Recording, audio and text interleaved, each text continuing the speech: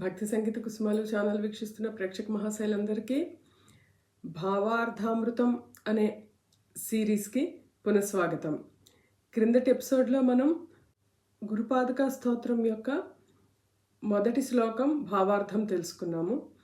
ఇప్పుడు ఈరోజు ఈ ఎపిసోడ్లో రెండవ శ్లోకం యొక్క అర్థం తెలుసుకునే ప్రయత్నం చేద్దాం.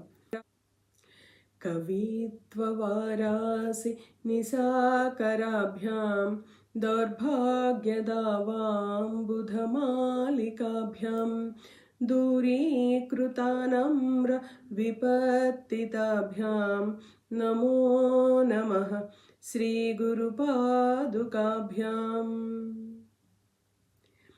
ఈ శ్లోకంలో గురువు యొక్క మహిమను ఇంకొంచెం సునిశితంగా చూపించబడుతుంది. కవిత్వ వారాసి నిసాకరాభ్యాం. ఇక్కడ గురువు పాదుకలను చంద్రునితో పోల్చారు.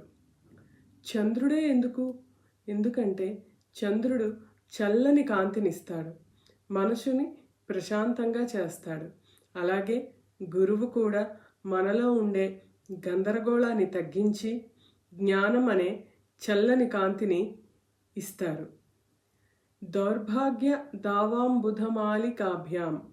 దౌర్భాగ్యం అంటే కేవలం అదృష్టం లేకపోవడం కాదు.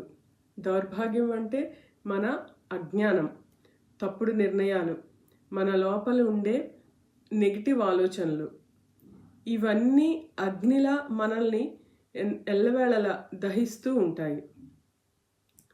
అప్పుడు గురువు వచ్చి మేఘంలా ఆ అగ్నిని చల్లారుస్తారు. అందుకే గురువు లేకపోతే మనకి దారి తెలీదు. ఇక్కడ భగవంతుడు మనకి కర్మ ప్రకారం ఫలితాన్ని ఇస్తాడు అని అంటారు. కానీ గురువు మన కర్మను మార్చుకునే జ్ఞానాన్ని ఇస్తారు. అంటే మన కర్మని మనమే మార్చుకునే అంత శక్తివంతులం అవుతాం అని అర్థం. అందువల్ల గురువు భగవంతుడి కన్నా గొప్పవాడు అని చెప్పబడుతోంది. దూరీకృతానమ్ర విపత్తి. గురువు వల్ల వాటిని ఎదుర్కొనే శక్తి వస్తుంది. అంటే కష్టాలను ఎదుర్కొనే శక్తి వస్తుంది. మన చూసే దృష్టి మారుతుంది, దృష్టికోణం మారుతుంది. అప్పుడు ప్రతి కష్టం కూడా మనకి చాలా చిన్నదిగా అనిపిస్తుంది.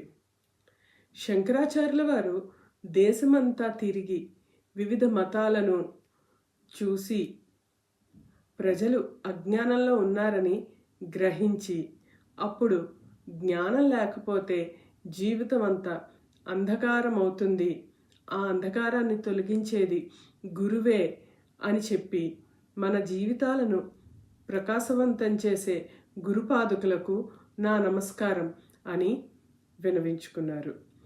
ఇంతటి జ్ఞానాన్ని అందించే ఆ గురువు యొక్క పాదాలకు మనం కూడా మన నమస్కారాలు తెలియజేస్తూ, ఇంతటితో ఈరోజు ఈ రెండవ శ్లోకం యొక్క భావార్థాన్ని తెలుసుకున్నందుకు ధన్యవాదాలు. మళ్ళీ వచ్చే ఎపిసోడ్లో మూడవ శ్లోకం యొక్క భావార్థం తెలుసుకునే ప్రయత్నం చేద్దాము. మీకు గనక మా ఈ భావార్థం సిరీస్ వీడియో గనక నచ్చినట్లయితే ఒక లైక్ చేయండి, మీ వాళ్ళెవరికైనా షేర్ చేయండి. మీకు నచ్చినట్టయితే ఓం శ్రీ గురుభ్యో నమః అని కామెంట్ రూపంలో తెలియజేయండి. దయచేసి మా ఛానల్ని సబ్స్క్రైబ్ చేసుకుని చూసుకోండి. మరిన్ని వీడియోలు మా ఛానల్లో ఉన్నాయన్న విషయం మాత్రం మర్చిపోకండి. ఓం శ్రీ గురుభ్యో నమః.